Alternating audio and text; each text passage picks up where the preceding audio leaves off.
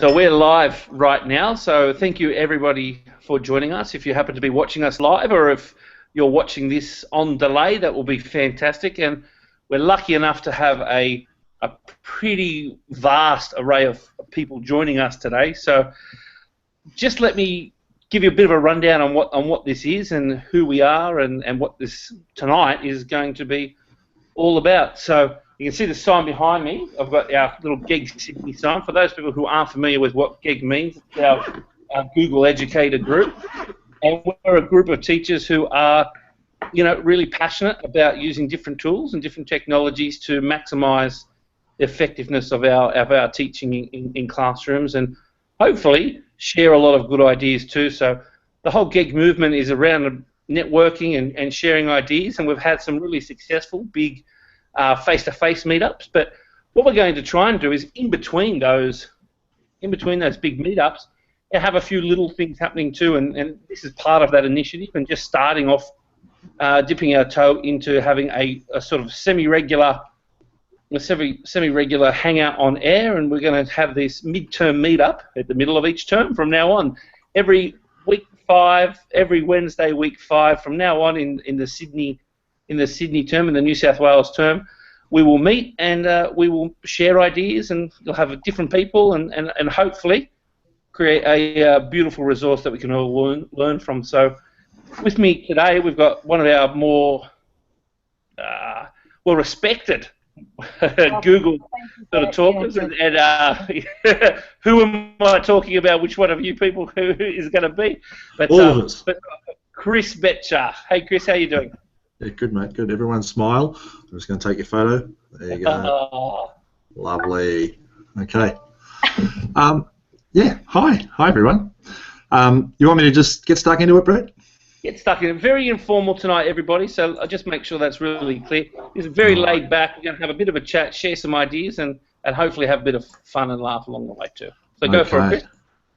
No worries. Thanks. Am I sharing my screen? No, you're seeing yourselves. What have I done right? See, right off the bat, I've done something wrong. That one. Share. Hashtag blame Wes. Hey, what? What's going on? Do you see maps or not? Nope. I see me. Yeah, you see you. What's something strange is going on here? Hang on a second. I'm definitely telling it to share the map screen. Sorry, guys. Did I just say that you were one of our expert Google teachers here? No, I don't think you said that at all. It's really. I'm just going to share the whole display. There you go. And now do you see maps? Oh, now do you see a white screen? Kinda. Now you see maps. Coming. Tell me if you see maps. Yay! Okay, great. I just wanted to just a couple of things about maps. That I've been working with maps and some younger kids lately, some year three students, and we've been using maps. I think maps is one of the most underrated tools in the whole collection of Google stuff. And I'm not even talking about my maps. I'm talking about maps, just the regular old Google Maps service. And I just want to explain some of the things the way I explain it to the kids, because I find it really helps them understand a little bit more about it. And first thing I do when we talk about maps is we come to maps.google.com and we learn how you can zoom in. The computers at school have scroll wheels on the mice, so we look at how you can scroll in and scroll out with the scroll wheel, how you can click and drag and just move the map side to side. So you guys are seeing all that sort of map moving around there? Just checking? Yeah. Yeah? Okay, excellent. But then the next thing I do is I take them to this site here, which is the Google Street View site, and we talk a little bit about the Street View cars. So hopefully you can see the Street View car there, and we talk a little bit about how that thing on the roof there is a camera. It's a special kind of camera with lots of lenses, and as the cars drive down the street, they take photographs. And so the kids are fascinated by this idea of the car driving around all the streets taking photos. And so we talk a little bit about the camera. And if you scroll down a little bit on this Street View website, there's a really interesting map there. And the coloured in blue areas are the areas where the cars have driven. So I'm always using this phrase with the kids, it's where the cars have driven, or the cars haven't driven there yet. So they get the idea that not everywhere in the world is actually mapped just yet. But we talk about the bits of the world that are and aren't, and why maybe China isn't, and why would Africa, the Northern African continents, not be mapped, and we talk about some of the reasons why that might be. So that's an interesting discussion. The other thing that's on here is this link here that says see where we're currently driving, and you can actually pick Australia from this list, like so, and it will actually tell you. So right now, so there's a whole, oh, actually they're driving in my suburb. Look at that. So they're going through a whole bunch of suburbs in Sydney at the moment. So if you're in Sydney, you might keep your eye out and see the Street View car driving around the next couple of days. So I think it's really important that kids understand that the stuff that they see on the Street View on the maps actually comes from somewhere. It comes from these cars that drive around. So when you then go to a map, and let's just go back to the Sydney map for a second, the first thing we do obviously is get them to find their house. So they'll either type the address in the top corner here, or they'll just click on a street. But what I point out to them is this little yellow guy down in the corner called Pegman. And you can pick Pegman up and drag him around, and you notice that when you lift Pegman up, you get the blue lines on the map, and those blue lines indicate that that's where the cars have driven. And that phrase makes a lot more sense once you've shown the kids what the cars look like. Suddenly, they realise what you mean by the car hasn't driven there yet. And if I just put Pegman back here for a second and just go up maybe here somewhere, you might notice there's a couple of streets here that are still white, so the car's never driven there, and the kids get the idea that there's no good trying to look for Street View there because it hasn't been done. But we teach them how you can drop Pegman on a street somewhere, and it goes in there, and there is somebody's house, and you can zoom around. So they love going and seeing their house and their nana's house and their friend's house and everything. They do that sort of thing. We also click this little button once you're in Street View. There's a little button in the top corner here. They've been driving these cars around the streets for so long now that there is in fact some historical imagery. So clicking on the little clock there will actually bring up what this street looked like back in September 2008, December 2009, 2013, 2014, and they can actually go back in time, click on the little map, and it replaces the big map or the big picture with that historical imagery. So we sometimes do these units of work with kids where we're talking about the place we grow up in and how things change over time and a little bit of history, and to be able to go back in time and look at stuff in Street View I think is a really interesting layer you can put onto the curriculum when you talk about that stuff. But you can also then start talking about going to places that you couldn't ordinarily go. So this, for example, is a map of the Taj Mahal. If I grab my little Pegman from there, you can see that there's a whole bunch of places there, not where the car has driven, but where they drive bicycles around with cameras on them. And so this is the grounds of the Taj Mahal. You can see the Taj over there in the distance, right over there. So the ability to go and visit anywhere in the world. Here's London. And again, let's grab Pegman off his perch, drop him in front there, and now we're standing, oh, it should be, try that again, Pegman, there you go. We are now standing there in front of Buckingham Palace in London. So I think it's something a lot about teachers don't really realise when they do these world studies where they're looking at learning about Japan or some country in the world. I don't think a lot of our teachers are aware what an amazing resource this is, that you can send kids off and go exploring any part of the world, pretty much anywhere. Now, I said pretty much anywhere, but as I showed you, there's lots of places in the world the cars haven't driven yet. Now, my kids at the moment are learning about Vietnam, and Vietnam is one of those countries that hasn't been driven by the Street View cars. So there's no point trying to go find Street View imagery in Vietnam. This is Hanoi. But what you'll find is if you zoom in close enough on the map and drag Pegman off, those little blue dots appear. And the blue dots are not technically Street View in that they haven't been driven around by a car with a camera on its roof, but they are people who have marked out these spots all over the map. So you can in fact drop onto the map. Let's drop onto that point there. And we're now standing in a street in Vietnam where Street View hasn't actually been done, and yet I can actually do sort of a Street View-like experience that it just hasn't been taken from the top of a car, that's all. It's been taken from stationary locations around the city. So, we talk about Street View being everywhere but not everywhere. Well, it kind of is everywhere if you look at all the different locations you can do. Now, how would you use Street View in a classroom? Here's a couple of ideas. This is a little search task that I got my kids to do. This is a sculpture, and I just give them this slide, and I ask them who made the sculpture, why was it made, where is it located, and what is she looking at?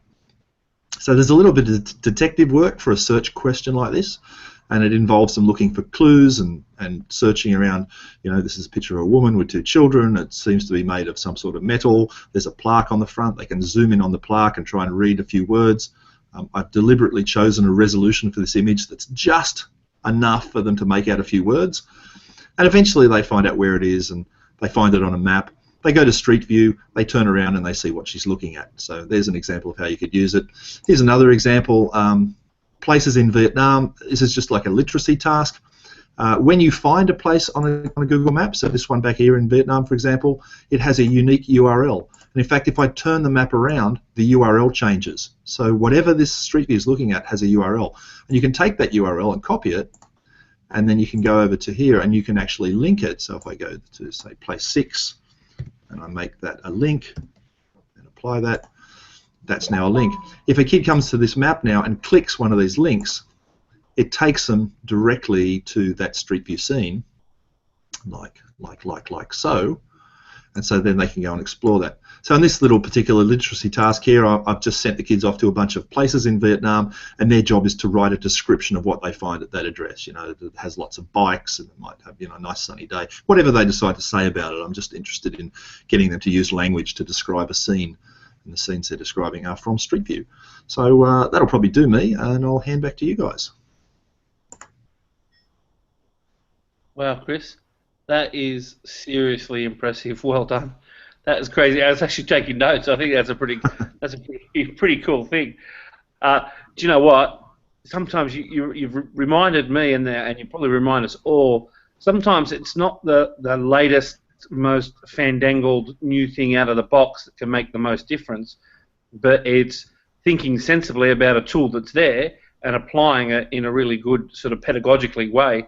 That to be able to link the virtual excursions and take kids to places where they just can't get to in real life is just something magical, and just as good for if you're doing, like, I'm teaching Year 3 this year, just as good if you're teaching Year 3 and doing built environments, or you're learning ancient history and want to look at the Colosseum or whatever like that.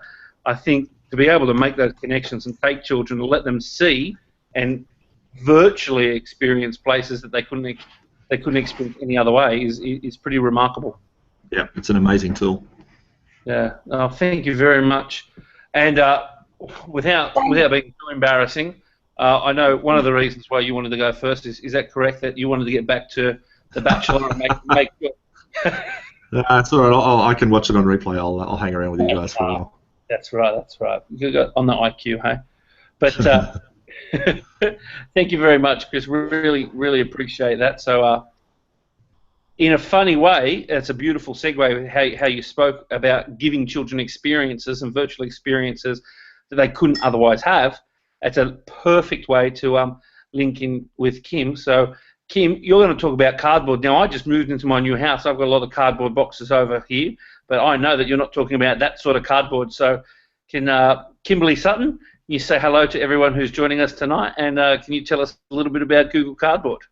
All right. G'day, everyone. Today I'm going to talk to you about Google Cardboard. Now, I was overseas recently at the Moonshot Summit, and somebody practically summed up what Google Cardboard is. And actually, I love calling it the Oculus Thrift. Love that play on words. Anyway, so this is Google Cardboard. And I'm done. Now, this is Google Cardboard. Open it up, and it becomes your reality. Fantastic. I mean, you can pick these up online, less than $5. You can also make them as well on the website, the Cardboard website. They do have a template in which you can sort of on cardboard. Is you do to have really work, you need some lenses, and you need a little sort of a magnet and a little washer, and that's right there. That forms as your clicking of your phone. So what you do is it's as simple as you pick up your phone. Works on iPhone now, which is cool, and Android, of course. and you open up your Cardboard app. Now, you can see here, this is really difficult with having to not have it on you. So it's telling me to place my cardboard in the viewer. And then it comes up and you'll see these two sort of screens, and that's how it divides up into your cardboard. Now, Chris was talking and Brett highlighted on the fact that things like going into Google Maps and then having a look at the area around you and viewing the world in 360 is fantastic. And I mean, I did it Anzac Day. I took my kids to Anzac Cove and they thought it was fantastic that they could sort of look around and walk through. But you can take it one step ahead and you can actually really immerse yourself, immerse your students in that world simply by using this Google Cardboard. Now, there are a couple of Google apps, Cardboard apps, in which there's like tour guide apps. There's also, you can use the Google Maps app and then you can look and you can drop yourself into your own street and then you can look around and up and down and everywhere. Another really cool thing is virtual roller coasters. On Android. Huh? Virtual roller coasters. Virtual roller coasters are actually quite fun. There's virtual roller coasters which I give to my kids, and the first time they did it, I wish I had a video, but I couldn't because the kid was actually using my phone. The first time I put it on, my children just absolutely lost it. They're up and everywhere. Another really good one as well is, this is more for adults. You can get an escape the room sort of game, and there's an Insidious, a game based on the movies Insidious, and they're actually quite scary. They are little I'm going to pop up at you things, and you've got to try and escape the room, but they are terrifying. And only about 15 minutes ago I was trying to play Insidious, and I didn't get past like the first minute because it was too scary for me. Hey, Kim, have you used the one called Sisters? No, because I don't want to, because the picture alone looks terrifying. Get the one called Sisters. It's made by Skin. No. No. So there you go. They are a lot of fun, and it's not just about looking around and viewing videos. On the Android YouTube app, you can actually put your device into your headset, and you can actually look around and watch a 3D video, and you can look about what's behind you. I think it's Avicii have just made a film clip in which everything is in 360. So on your device, you can watch it and you can look around. On the computer, you can click and drag. But on the cardboard, you can actually get in the film clip. Also, what's coming up as well, which is really exciting, is called Google Expeditions. Now it's google.com/edu/expeditions, and it is bringing that. It is, I think, the best thing about it is, I think it's easiest to explain is it's taking you on a field trip, on an excursion, where it's taking you somewhere where a school bus can't take you. And it is. You can go in time. You can go to the surface of Mars. Half an hour ago, I was in the Great Barrier Reef. So it just brings together this whole new way of looking at things, this whole new way of exploring, this whole new inexpensive way of exploring. And I'm excited for a bunch of, what's going to come next out of Google Cardboard. What's our next step? How can we go further? It's as simple as that. But yeah, I think that's it from me. But Google Cardboard, get in on it. I'm actually going to tweet. Where to from here? Pardon? It's like in the syllabus. Where to from here? Where to from here? Actually, I love how it's a really inexpensive viewing device that needs a really expensive phone to work. Yeah, but we all have the phone. Shush. Who invited this guy? Seriously. Yeah, the heck. I think it was me. Damn it. No, anyway, I'm just about to tweet out.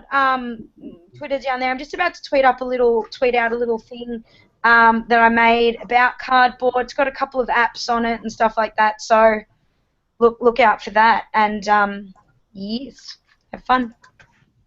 Thank you, Kimmy. And I'm really glad that you mentioned that you're going to tweet out, and been sort of all day in the last couple of days sort of on Twitter and a few of the other social medias using the GEG Sydney hashtag, which is hashtag GEG, SYD, GEG Sid. So if you are watching this and want to be a little bit more interactive, I've got my tweet deck up and going, so watching what's happening on GEG Sid now. So just use hashtag GEG Sid if you want to interact with us, and even if you want to ask a question, I'm happy to pose that question at the end. Because do you know what though? I know Betcha said there before about a really inexpensive thing needing a really expensive device actually sit in between it. I was thinking somewhere on the similar lines. Like, we talk about virtual reality, and a few years ago, virtual reality was something that was like just ludicrously out of the reach of the normal person.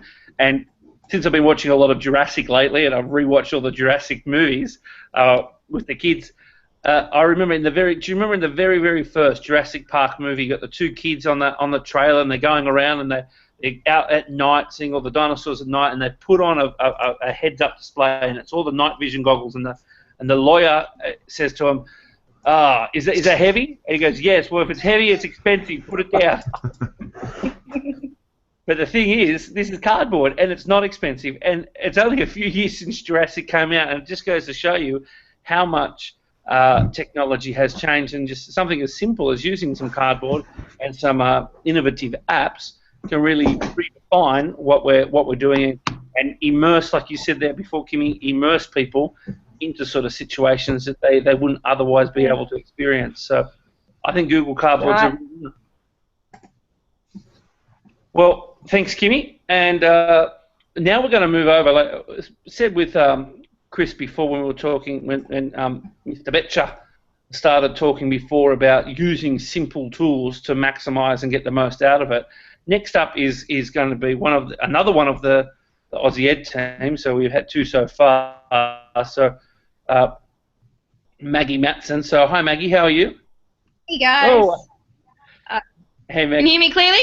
Perfect. Yep. So Maggie's going to talk about some add-ons to Google Docs. So Maggie, you go for it, and really looking forward to how we can add on to something that's basic, but really make it something special and productive for our teaching. Okay, so I'm only going to share a couple of add-ons. So can you see my add-ons examples doc right now? Yep. Yep, great. Okay, so I always like to play and fiddle and explore the different add-ons, and I'm always encouraging people to do the same. I found a few new ones in the last few weeks, and bit of fun.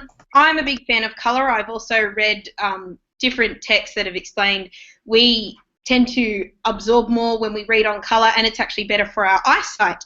And with this add-on that is called Pupil Preference, or Pupil Pref, and you come here, you can actually change the background colour of your Google Doc, especially if you're using it, if you are putting it on your interactive, or if you are putting it up to show, there you go, and the whole doc will change colour. So you've got a range of colours there. That's, as I said, a bit of fun, and it is something, as I've read, that sort of when students are reading, or even adults are reading things on colour, we tend to understand more.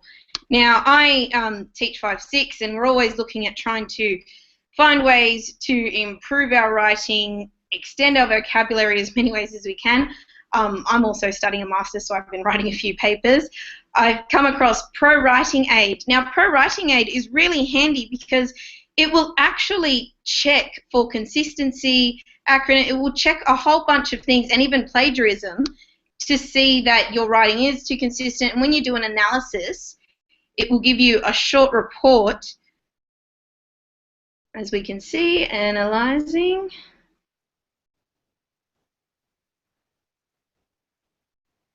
Come on, quicker. When I did a test run before, it was a lot quicker than this. It gives you a report that'll show you if you've repeated words too many times, and a range of different things that'll just, help increase that writing. So using a range of vocabulary. As it said, with Stage 3 students, it is very helpful. And here we go. So you've got your hyphenate. As this text is very small, but when you are using a more in-depth text with a lot of different words, capitalization, consistency, it's just something to help students with proofreading and editing their work on Google Docs. And the last one I'm going to share with you today, Rhyme Finder. It's pretty obvious in the name. It's about finding rhyming words. So when you do bring this up and you hit start, whenever you want to do poetry or looking at any other ways we can find different words to rhyme with, this also, when kids are always saying, I can't think of a word that rhymes with this, I can't think, this is definitely going to help them get past that step. So I always like to type this word,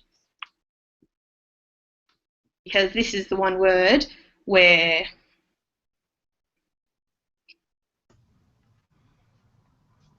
Aren't you glad you thought of that example? Yeah, there you go. Here we go, where it's very limited. However, if we do a more common word, and it doesn't just do the word itself, it also has the option of finding the word ending. So if they are looking for that, especially with poetry writing, sometimes. So look at the different words that you get there. So that's just a couple of add-ons. I have got, now I've put this on my page, on Maggie's Misadventures, I've got a document there where you can share your favourite add-on, and then you can share what sort of lesson or activity you would use it in. And then at the bottom I have people who are sharing, and I've got a few different people from different places who I've asked, and people that have gone to different events who have shared the different add-on that they've used and ways it can be used in different lessons.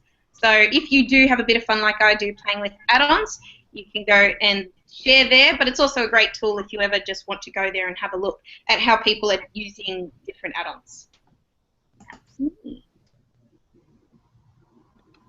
Alrighty, brilliant. Thanks, Maggie. I tell you what, I really like that Pro Writing Aid one, and I think it is quite contemporary in that in the last few days, I think it started about a week and a half ago when the NAPLAN results for this year just first started coming out, the Fairfax media in particular really have written a number of articles about how, NAPLAN is really showing that Australian children are stagnating with their improvement in a number of areas, but even as they move through the years, writing almost starting to drop off a little bit. And I suppose the question is, if we're not happy with the results, it comes back to that old Albert Einstein quote: the definition of insanity is doing the same thing over and over and expecting different results.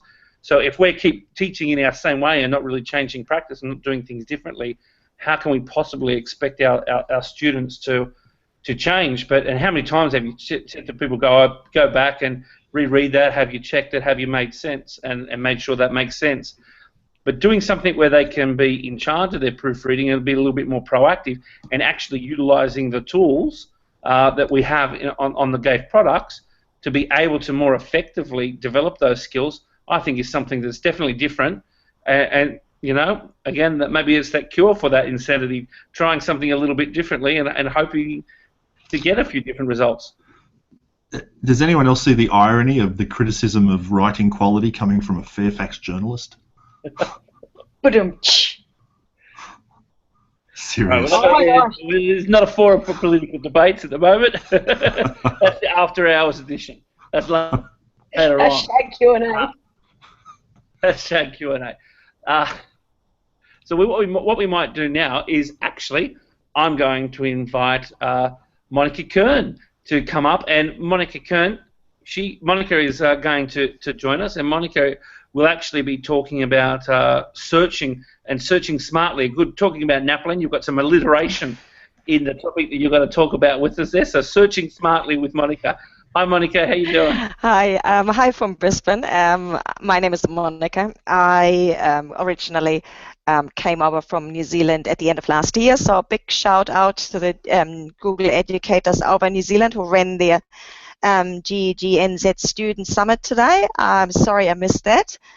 but I'm really glad that I was allowed to come along here today and talk to you a little bit about how I feel we can search a bit more smartly. So I'm just going to try to screen share. I hope you can hear me. I haven't even asked that. Perfect. Can you see my screen? Yes, perfect. Cool. So I want to look at two different things because this is the two main scenarios that we're usually going for. Quite often we're looking for something on the internet and we sort of know what we're looking for. And then sometimes we don't actually know what we're looking for. So I don't know what I don't know. So this is the two scenarios I want to have a quick look at. Firstly, when we look at the internet, Mitchell Kapor has said getting information off the internet is like taking a drink from a fire hydrant, and certainly that is very true. In my opinion, there is so much out there. Where do you even start? So we all know we can search in different ways on here. We can search in the search bar, in the address bar. We can search by voice. And hopefully you also know that you can just drag a term that is on a website into that box and you get a definition in there.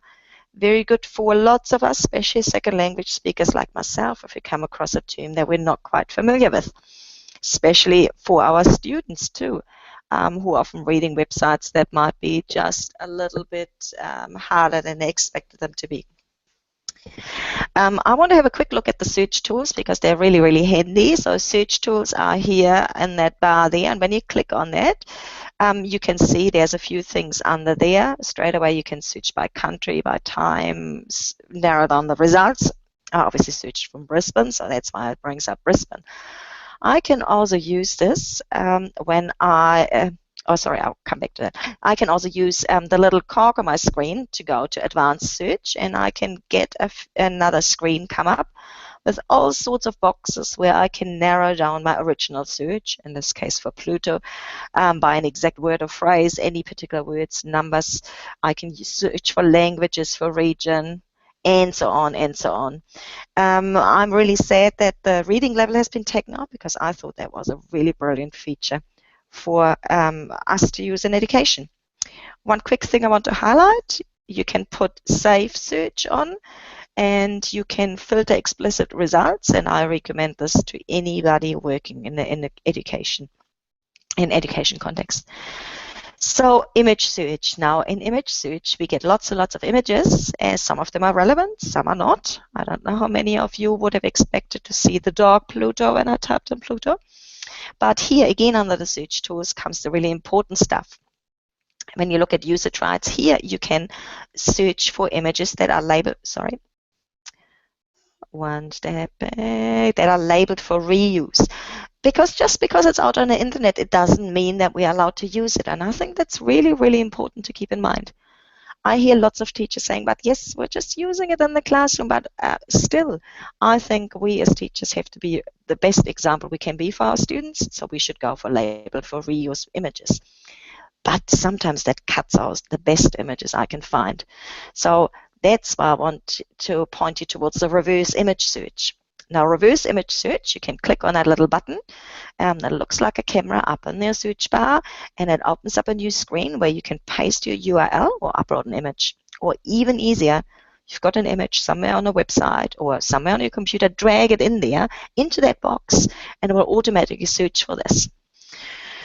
Now, sometimes you were looking for an image and you can't find one that's free to use. You've got this really, really cool image of Pluto or a volcano or whatever it is, and you would love to use it, but you are diligent, you know it's not free to use. So if you look for a photograph, there was a Pluto photograph by NASA, I dropped it into the box, and down here you can see visually similar images. Now, I might not be able to use my original one, but if I click on visually similar images, I get a new selection of images that I can now narrow down, labeled for reuse, and there we go. I've got the image that I pretty much wanted in the first place, and I'm safe to use. So I think that's really cool, and I like to use this. I hope other people find that useful too. It's also really great to use these features to have a discussion with our students about what is ready to be used, what can be shared, what can't. So just a quick last one. There's so much information out there, as that hydrant showed. Sometimes I don't even know that I'm interested in this. And Google Alerts is a really cool way to get email notifications of things that might interest you. So you can just define a certain search term. In my case, I put Minecraft and education into the term, and then you can set up how often you want to get an update with all the things that are found on Google in relation to the alert you've set up. So lots of things coming through my inbox now that I would never have known that I'm interested in. So hopefully you find that useful too. And yeah, this is just me online. Would love to catch up with you face-to-face some other time. Thank you. Yay! Thank you, Monica. And obviously a little bit of a ring into GAFE Sydney there, but welcome all comers. We do welcome all comers. And I must say, I could give a bit of a shout out there to. There's a few people on Twitter who quite liked your presentation there, Monica. And I think yet again you've sort of demonstrated in a really practical sense that using a simple tool, but using it in a clever way and using it smartly, allows you to actually maximise the benefit for yourself of doing that. And you've got Jason Hosking, I saw on Twitter. He particularly liked your fire hydrant quote there, and it's very true, isn't it? Yeah, opening it up one little bit, and bam, you're absolutely smashed with 1,000 things that you can't really get your head around. So being able to refine that search is so important. And I must give a little wave and a little shout out to our good friend Nick Patsianos, who is tweeting up a storm there too, and really supporting. So thanks, Nick. I say hello to you, and I know you're a good man, and ask a question if you see anything, and I'll make sure I ask it for you, and that goes for everyone as well. So thank you very much, Monica, and I'm going to move along now to young Nick Briley. And Nick's going to talk to us about Google Slides and getting a few tricks out of Google Slides as well. So, g'day, Nick. What have you got for us, mate? G'day, Brett. How you going? Can you hear me? Yes? Perfect, brother. Perfect. Fantastic. It's a hard act following Monica. I followed Monica a few months ago at a Teach Man NZ. She's always good to listen to, and it's good to hear you again, Monica. I'll just share my screen with you. I'm going to be talking to you today about thinking outside the frame with Google Slides. Now, obviously it's a bit of a pun because you're looking at the frame of a Google Slide thing, but I've got 3 central ideas that I wanted to share with you. Almost, can you see my screen now? Yes? Fantastic. Thanks, Brett, you idiot. Waiting. Sorry, guys, my computer's pretty slow. I did do a restart beforehand, but it obviously didn't do any good.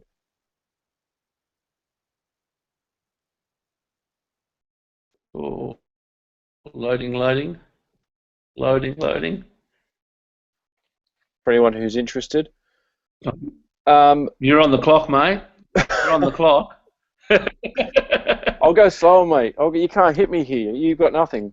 I could go all night. It's fine. Basically, we're looking at, well, what do we use slides for already? Assessment presentations, kids have a bit of fun. But, we've got to start thinking, what can we actually do that might be a bit cooler?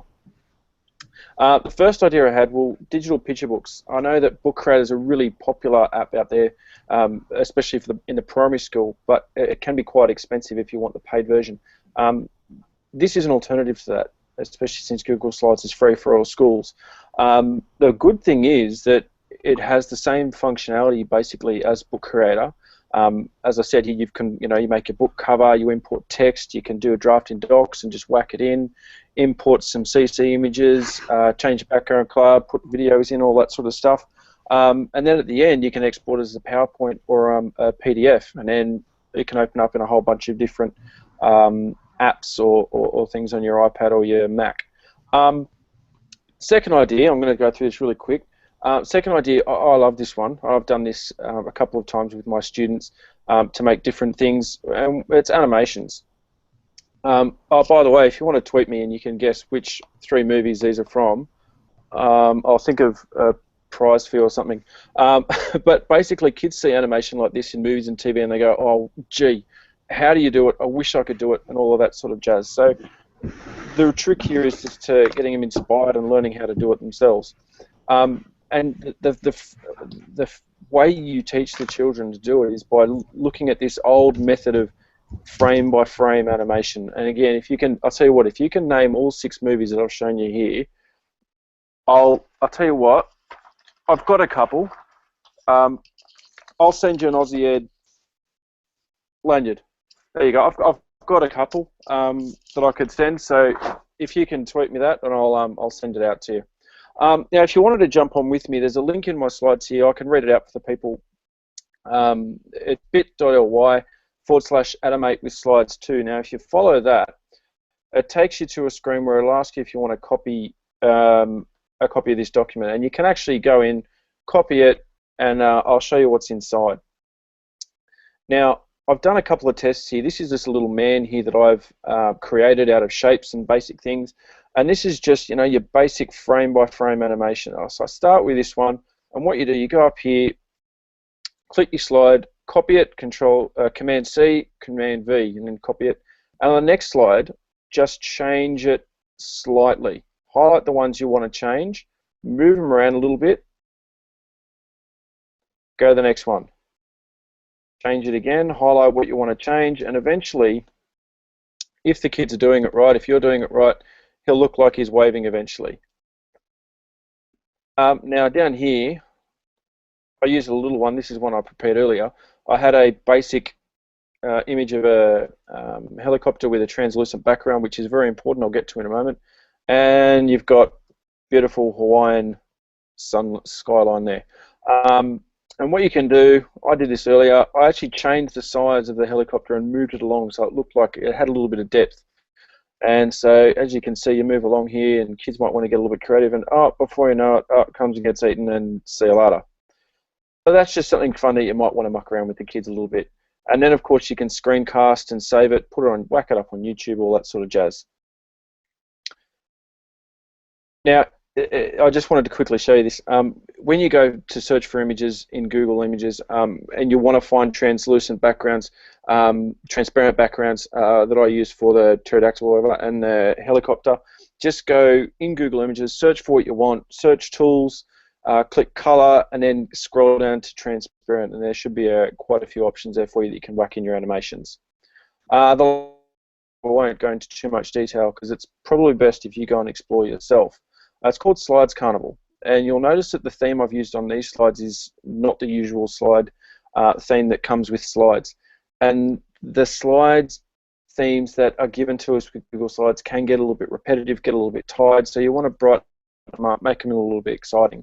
So go to the link if you want to type it. It's just slidescarnival.com, and it'll open up and it gives you a whole range of different themes that you can use with your presentations. And it's got a whole bunch of types. You know, you've got your formal ones, inspirational ones, creative and simple. And all you have to do is click on one you want, inspirational, see what comes up. It does take a little minute to load, mostly because my computer's slow, but partly because the website is it's actually quite popular, but there is quite a lot to load. So I've just chosen this one. All you have to do, after it loads up and you see a little bit of a preview will come up, you just go down here to use this presentation template. It'll open up into a new slides document. And when it loads, all you've got to do is go File, Make a Copy. I'm hoping, here we go. So this one that comes up is just view only, but if you go to File over here and then Make a Copy, you can rename it and keep a copy for yourself, and that'll be saved to your Google Drive, so you can edit it, do whatever you like with it. As I said, if there's anything you want to contact me about, you can get me on Twitter. I'm @Mythicizer, and if you want to check out the slides again, it's bit.ly. And the important thing to remember is, like Will Ferrell's telling you here, it's easy, it's not hard, just have a go. Thanks very much, Brett, and thanks very much, guys. I can't wait to hear what everyone else has got to say. Yeah, all right. Thanks, Nick. That was really good. A little bit gutted that you shared Slide Carnival because I use that for all my presentations, so I'm It's having to find a brilliant. new place to get really cool backgrounds now. So it does have a certainly a far more extensive choice selection than the stock standard Google slide backgrounds there, doesn't it? Yeah, it's fantastic. It's a good one. And you had a lot of success with your own children in your class last year, actually using slides to do some animation and some in a competition, didn't you as well? Yeah, we had some fun. Yeah, You we want to had tell some us a little success bit as well. in a school setting? Do you want it real fast? I know I'm throwing this at you without any preparation. Just real quickly in a little capsule. Do you want to just say how that sort of went about and how you were able to use that with your kids effectively? Yeah, sure. Yeah, go. So it was essentially a short film competition, and the emphasis with the kids was we want to do something different. We don't want to do what everyone else is doing. So we thought, all right, we'll make an animation, and we'll sort of investigating a few different ways, and then eventually we use Google Slides. And it was completely concept based. I'll share the link on Twitter if anyone wants to go and have a look at it. But it went for about 2 or 3 minutes, and it was completely animated in Google Slides. The kids went and did the animations themselves. We edited in iMovie and all that sort of thing, and whacked in some music. And somehow we got first, which was pretty cool, and the kids were pretty stoked about that. They got to go to the awards night over at Burwood, which was pretty cool, and yeah, it was good. That just goes to show what can be done with the tool. Yeah, came first. Yeah, it's all right. Always good to play it cool, bro. Always good to play it cool. So, no, well done. And it's certainly something that children can use and get a lot of benefit out of. Now, we have 2 more people left, so we're right on schedule. I think we're going to hit it almost exactly on the 1 hour sort of mark. So 1 hour of free PD for everybody, so absolutely perfect. And if you are still there with us, make sure hashtag Gig Sydney. In fact, funnily enough, it actually seems to be picking up momentum now. So we've got someone all the way from out the Shire, friends with Bilbo Baggins, I think, and very good friends with Brian Host, I would imagine, who's one of my good mates there too. So I'm going to hand it over to Dave Collins, and he's going to tell us a little bit about Draw. G'day, Dave. How you doing? Yeah, good. Thanks, Brett. Yourself? Yeah. Welcome from the Shire, where we are down here. I noticed that Chris Betcher has now given in and gone off to watch The Bachelor. So we'll let's assume that's what he's doing. All right. I said I was going to do Draw, but I'm going to actually drop into Slides just to be a little bit different. I've been playing with Google Drawing a fair bit, and it sort of hit me, why wasn't there a second page in Google Drawings? And it turns out there is a second page in Google Drawings. It's just go and do it inside Slides, because all the Google Drawing tools that you could want to use are sitting here inside Slides. So I'm going to also be showing you a couple of things, just to basically some drawing things. So my favourite tool at the moment is if we come up here to the Tools menu and go to Research. It's just a great way. Chris is back. We talked about him and he joins back. Okay, so I've got the Research tool open, and what I want to be able to do is I want to be able to collect some images. So rather than going out and doing a Google search separately, I want to do it from inside Slides or Drawings, and I want to just create a very simple a diagram I'd use in junior school. So here I go. I've got summer. And I've just done a search here for summer images. And the thing I love about this is if I just drag and drop, bang, it's straight in there.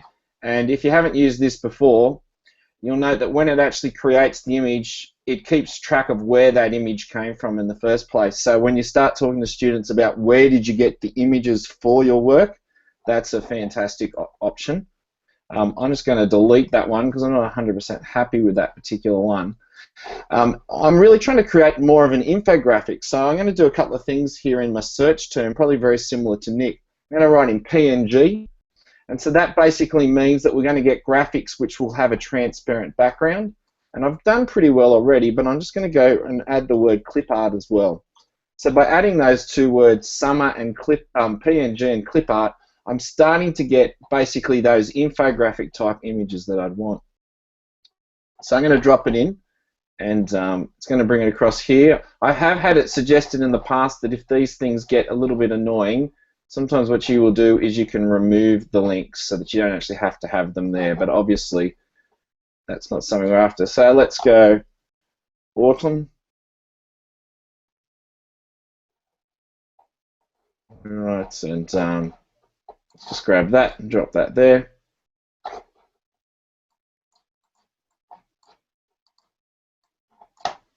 Winter. Probably not a very Australian winter, but let's just grab something a little bit stereotypical.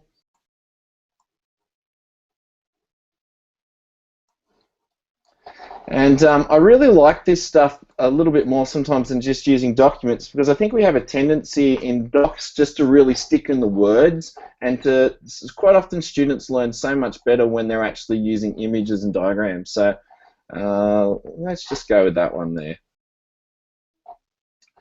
And remembering that we could now share this to the students, one of the things that I love about this is it gives us the capacity to, I'm just going to shut off the research tool so you can see a little bit better, to make connections between the images. So one of my favorite drawings tools, which also sits here in slides, is the curve connector tool. So available here. And what that means is once I start putting the mouse over these objects, I get these purple dots. So I then just basically join the purple dots with this tool. I didn't join it up properly. Basically same thing again, click here. And by joining them together using the connectors, we're actually getting those students to make the processing here. The nice thing about this is now that we've done that, if I grab a part and move it around, all the connections are there and it's allowing it to stay joined together. And I can come in here and click all of the links and go, actually, yeah, I'd like you to be red, I'd like you to be a lot thicker, and I'd like you to put an arrow at the end of all of them. And so now I have that diagram which actually shows an explanation. Yeah, it's not as good as the kids sketching it and drawing it, but it has allowed them very quickly to build this simple diagram from here, which can be quite a useful tool. I've taken a lot of inspiration for this sort of stuff from some really cool websites that I've watched in the States, where the guy does about an hour-long tutorial how to use Google Draw. I'll shove that into Twitter shortly if anybody else is interested in that sort of stuff. But that's it for me. Very good. Thanks, Dave. You know, I was just watching that thinking something like that. I mean, you are very correct in saying there's a skill in itself of making flow charts and cycles and you know, hand drawing them and getting on paper. But as a person who taught for many years in an all-boys school, you know, especially younger boys, they don't have that fine motor control that they themselves want. They, you know, we're all perfectionists and we all want people to do something as best of their ability. And if there is an option to do something better, it's smart to take the best option. So I think that's a really good idea, and I can actually see that in a lot of sort of PBL activities there. If you're doing a project-based learning and you actually want deliberately to have a personalised cycle of nature or a cycle of something, it could be a really good tool, really good way to make a digital version and input into your overall project there too. So. Hey, Brad, I might just show you one last thing in slides, which is not related to what I was originally going to do. But no, brother, you've got it. Floor's yours. Yeah, if you're trying to get a PowerPoint theme that you used to like, there is a button in here called Import Theme, and all you really need to have in here inside your Google Drive somewhere is a PowerPoint presentation which has the theme, and Google Slides will steal it complete. I'm sure it's breaking some copyright somewhere. Click on the slide and press import. Let's assume there is no copyright being broken, please. Yeah, let's everything's above board. All copyright going to the correct place. But now that I've done that, it's brought in all those master slides for us with that theme that I used to love in PowerPoint. All I had to do was have the one file sitting inside my drive. It finds it and then brings the theme in. Yeah, that's really cool. That's really cool. Actually, it is worth double checking about the copyright thing, but I would assume that if they were, you know, open share templates for one style, they would be open style if they're already out there in the free market and freeware and all that sort of stuff. Though, there's plenty of people who will debate that for plenty of hours with you, mate. And I just thought I'd show you how to do it. That's pretty cool. That's a good trick to know. And you know what? we're going off to my favourite recent mama right now. I don't know the Italiano Also for from mama. Shire. Sorry, not you, Kimmy. You're not pregnant yet, I don't think. No, I said she's also from the Shire. And Yeah. is also from the Shire. Oh, Whoa, over here. having You a all got your supper. passport, so we had to make sure you come all at once. That's it. All of Sydney represented, even far north of Sydney in Brisbane with Monica. All right, go, Alfina. You've got powerful power tunes, more alliteration. I love it. Yep, so I'm just going to share my screen. Okay, so PowerTunes, and those of you who know me know that I'm addicted to flip learning, and I use PowerTunes to create my flip videos. PowerTunes, you can go simply powertune.com, or in the Chrome Web Store, you can add it as part of your Chrome apps, and it adds to your app launcher, which makes it easy to get to. So you can easily see I've got a whole bunch of videos I've already made. It's basically like making a Google slide, Google presentation, but then it saves it in video form with audio as well. I actually haven't had a class this year, so I haven't been on for a while, and I was pleasantly surprised when I came on. There's a whole lot of new features, like ones where you can put your own face in, like I've done here. The little baby here with my face on there. You can add in the stock images as well. You can add in your own images. You've got the option to add audio, so you've got all these, if it says add, you've got all these free audio you can add in your background. You can add a voiceover as well.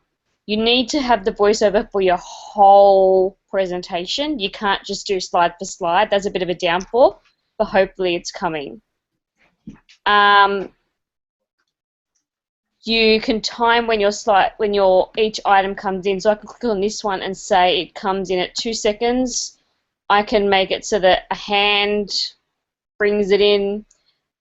There's lots of different little tools you can play around with. I can be here all day. The great thing is you can export straight to your YouTube account, linked to your GAFE. One thing that I love doing is once you've made a presentation, if I click on edit here, I can duplicate that and then create a series. So all these ones on insects, bees, ants, spiders, butterflies, they're identical presentations with just different topics, so the kids have consistency. Like I said, you can export to your YouTube account and save them in playlists so the kids can come and watch the series. They do have, I've got class on mine, they do have a classroom version. It is paid, and the great thing is if you do decide to subscribe, it gives you like a group account that then the kids join onto, and you have access to all their different presentations. That said, I'm going to give away a bit of a freebie. Not really, but I'm not really giving away, but PowerTune for every school, they're giving away free accounts. They did this last year, so it says on August 15 they're going to start giving away the free accounts. You need to sign up on the waiting list, and if you're lucky enough to be one of those schools to get it, you can get free PowerTunes for your class for 1 year. Now, obviously, it's a US school year because it's a US site, but you then have access to that class feature. I got 60 student licenses last year, and then just give the kids the code and they can be creating it. Because unfortunately, unless they're 18, so 13 plus, they cannot be using PowerTunes as part of their Google Apps Suite. That's it from me. But if you've got to do some flip learning, it's a really great alternative to just doing your plain simple video, especially if you don't like putting your face in things. So that's it from me. Thank you very much, and give your baby an extra special kiss because he has done a very, very good job, and stayed asleep and let Mama come and play with us online. So You have to thank you very much, Definitely. Anna, and give Bubba a special kiss from all of us too. Will do. Okay. Well, look, that pretty much brings us to a conclusion, and I just checked the time, and I am absolutely blown away that we are 1 minute only, 60 seconds only over time. I think that is pretty darn impressive, especially since we didn't really have the clock on anyone. But, Betch, you want to say something quickly? Yeah, I think Kimberly, K-Dog and I should do a ukulele solo before we go. Yeah, definitely. Let's go. Maybe next time. Oh. You got yours there? Show me. I told you I had mine right there. Ready? Ready? Are you guys going to play us out? I just messed it up. No, Linda's just gone to bed. I've been told mine has to be quiet. See?